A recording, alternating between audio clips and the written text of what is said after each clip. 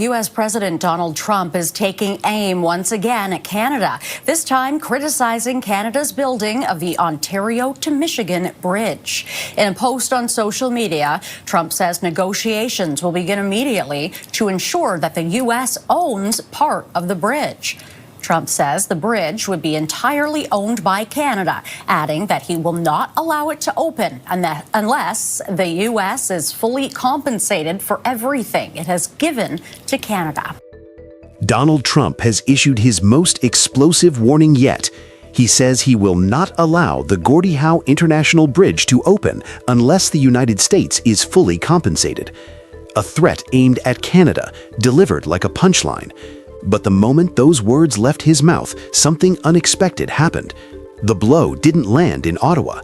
It ricocheted straight back into the American economy. Michigan's auto plants, freight corridors, and agricultural exporters are now bracing of a threat they didn't ask for and certainly don't support. Trump believes he's applying pressure. Instead, he's exposing just how deeply the United States depends on the infrastructure Canada built and paid for. And in the process, he is handing Prime Minister Mark Carney the strongest argument yet for why Canada must defend its sovereignty with discipline and clarity. The Gordie Howe Bridge is almost ready. It's a $6 billion project financed entirely by Canada, designed to relieve the aging Ambassador Bridge and stabilize one of the busiest trade arteries in North America. As final preparations continue, Trump suddenly announces that the United States should own half the bridge and that he may block it from opening. The timing is critical.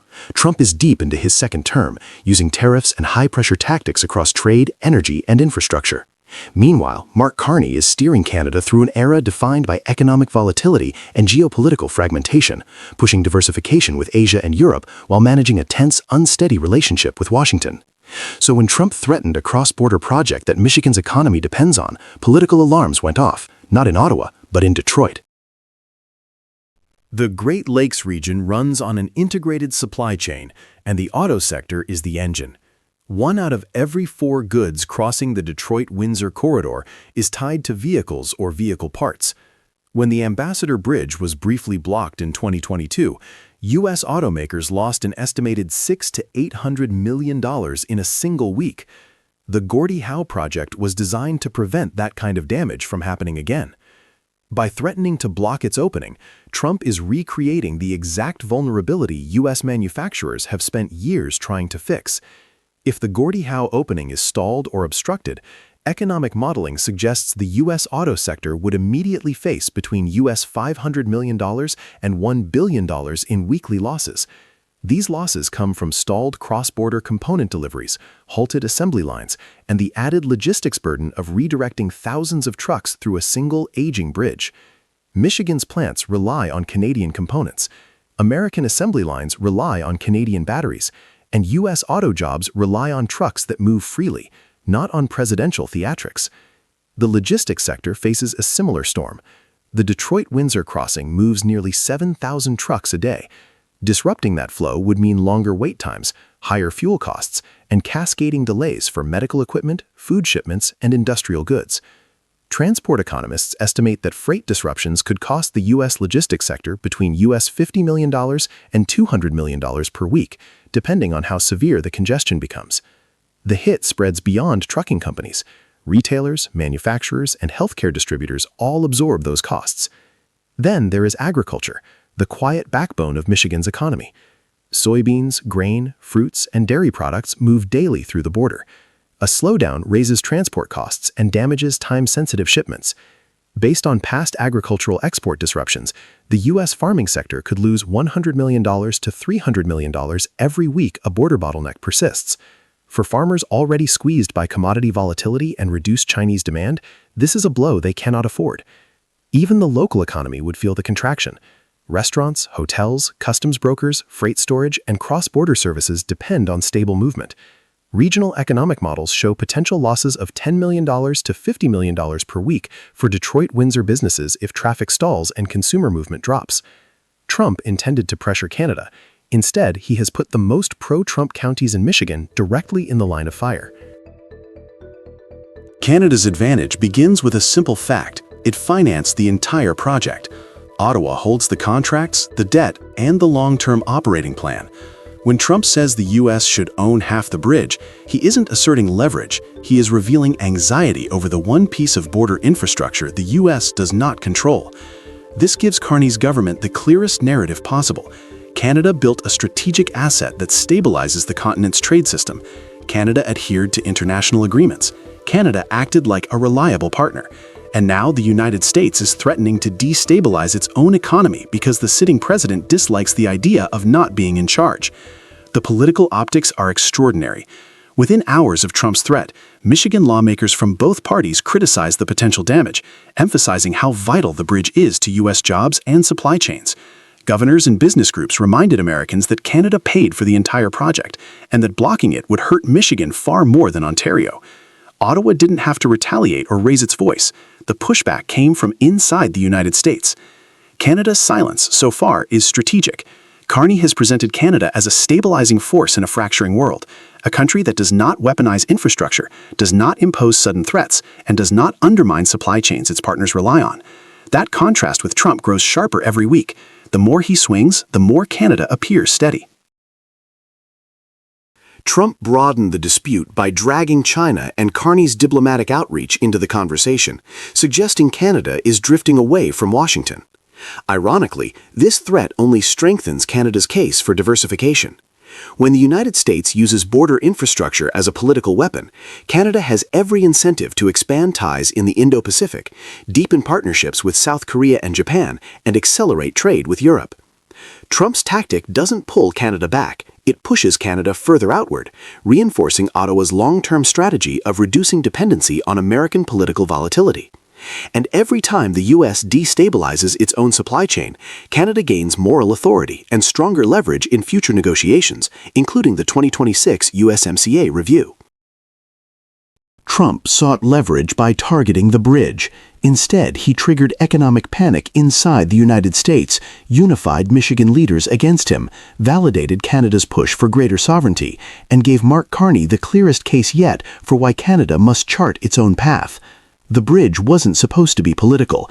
It was supposed to be practical, a symbol of stability and shared prosperity in a region that desperately needs both. And that leaves one final question. If a U.S. president is willing to threaten his own economy to pressure Canada, what happens the next time Washington wants something Ottawa is not prepared to give? Canada now really looking to China as America seems like an unfriendly trading partner at this point. Donald Trump shutting down talks on trade with Canada. He's driving so much of the Western world into the arms of China, because if he's going to deny us access to the U.S. market, well, we got to go where there are buyers, and China is the largest physical market in the world. Trump wanted to punish Canada, but ended up pushing the whole Western world toward China. In the fall of 2025, what started as a personal clash between Donald Trump and Canadian Prime Minister Mark Carney has quietly become one of the biggest geopolitical shifts of the decade. By shutting down trade talks with Canada and imposing sweeping tariffs across allied economies, Trump has done something few American presidents ever managed. He has driven his closest partners to look east. Canada's new outreach to Asia, Europe's revived trade with Beijing, and Japan's quiet expansion of mineral deals with China all trace back to one man's belief that punishment creates strength. But what Trump didn't see is that isolation creates a vacuum, and China is moving to fill it. The moment of rupture came in early October. Trump halted all trade discussions with Canada after a television ad from Ontario mocked his tariff policies. Ottawa didn't react with outrage, it pivoted. Within days, Carney's team was in Asia, setting up talks that would include a private meeting with President Xi Jinping. For Canada, this wasn't a sudden shift. The U.S. now treats even its neighbors as competitors, with tariffs on autos, metals, and lumber, driving up costs and straining jobs on both sides of the border. Faced with that reality, Carney chose a different path: to expand Canada's export network beyond North America. At home, political commentators like Scott Reed called it from the frying pan into the fire. Canada was leaving one difficult partner for another. But the decision was about survival, not ideology. When the largest economy in the world shuts its door, a middle power like Canada must find another one open. Canada is not alone in this realignment. Across Europe and Asia, governments once firmly anchored to Washington are testing new trade routes. After Trump's 25 to 35% import tariffs took effect in mid-2025, European leaders began reopening dialogues with Beijing to stabilize industrial supply chains. Japan quietly expanded its export of battery minerals to China through new port deals in Yokohama and Dalian. South Korea's businesses, long dependent on the American consumer market, signed fresh contracts with Chinese electric component buyers worth billions. Each of these countries had signed separate trade frameworks with Washington earlier in 2025, the EU in August, Japan in September, and South Korea in October, but none trusted them as lasting. Trump's willingness to cancel or suspend talks without notice left allies wondering who might be next. For them, engagement with China was not enthusiasm, it was insurance. Trump's America First doctrine was built on the idea that pressure produces compliance. Using tariffs as his main instrument, he demanded that partners move production to the United States and accept American-defined terms of access. It worked in the short run. Some factories returned, job numbers in select states improved, and the White House celebrated every new headline about reshoring. But diplomacy doesn't run on fear for long. When the president cut off negotiations with Ottawa after an ad on Canadian television, it sent a global signal that economic partnership with Washington could turn personal overnight. For decades, American strength depended on predictable alliances: NATO for defense, USMCA for trade, G7 for coordination. By replacing reliability with volatility, Trump transformed allies into self-protective actors. They still value U.S. markets, but no longer trust U.S. policy. China has been quick to seize the opening. Its Ministry of Commerce reported in late September that trade with Western economies rose 12% year over year, even as tensions with Washington deepened. Canada's own export data show rising interest in agricultural and energy shipments to Asia, particularly through Pacific ports in British Columbia. For Beijing, it's an easy calculation. The more unpredictable Trump becomes, the more foreign capital and attention drift toward China's stability. For Western capitals, the calculation is much harder. Doing business with China means lower costs and larger markets, but also dependence on a rival that controls rare earth exports and monitors foreign investment. The G7 nations don't trust China, but they also can't live without its market.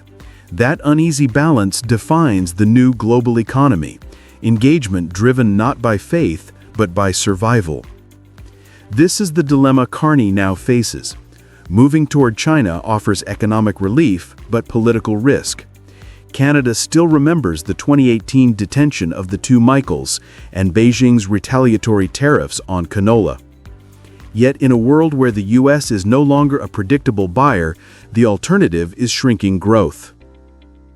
Throughout the confrontation, Carney has chosen composure over confrontation. When Trump exploded over the Ontario ad, Canada didn't respond with counter-tariffs or speeches. Instead, the government focused on new partnerships, a $300 billion export expansion plan with Asia, and upcoming trade talks with the Philippines under the ASEAN framework. This strategy reflects a shift in tone. Canada no longer defines its economic policy by how Washington reacts. It defines it by where Canadian companies can grow. Observers in Ottawa see Carney's diplomacy as patient, almost technocratic. While Trump governs by impulse, Carney governs by balance. By refusing to escalate, he has positioned Canada as the adult in the room, the partner willing to work with anyone who respects the rules of trade, even if that means sitting across from Beijing. The ripple effects of Trump's tariffs are now visible across the global economy. The U.S. Chamber of Commerce and the World Trade Organization have both warned that prolonged tariffs risk raising consumer prices and destabilizing supply chains. By October 2025, U.S. inflation was hovering near 5%, with energy and vehicle costs among the biggest drivers. Meanwhile, China's share of global trade in manufactured goods reached a record 31%, according to IMF data, its highest since 2020. Europe and Asia are quietly rebuilding connections that bypass American oversight. The West is not abandoning the U.S., but it is diversifying away from it. In practice, that means more Chinese financing for infrastructure in Europe, more Canadian grain shipped to Asian ports, and more Asian investors buying stakes in Western resource projects. What Trump saw as punishment for disobedience has become the fuel for a new economic alignment, one where China, not America, sits at the center. Trump wanted to punish Canada, but ended up pushing the whole Western world toward China. By using tariffs as weapons and temper as strategy, he has fractured the alliances that once gave America its leverage. Canada's pivot to Asia is not betrayal, it is adaptation. Europe's outreach to Beijing is not admiration, it is necessity. And as each country looks for stability beyond Washington, the balance of power tilts further toward the east.